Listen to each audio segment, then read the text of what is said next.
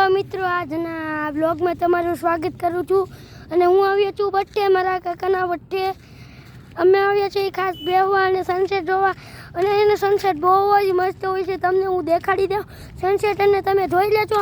અને આજનો ત્રીજો બ્લોગ છે અને એમાં પહેલા બ્લોગમાં મારે 1001 વ્યૂઝ આવ્યા, એટલે હું ખૂબ જ ખુશ છું.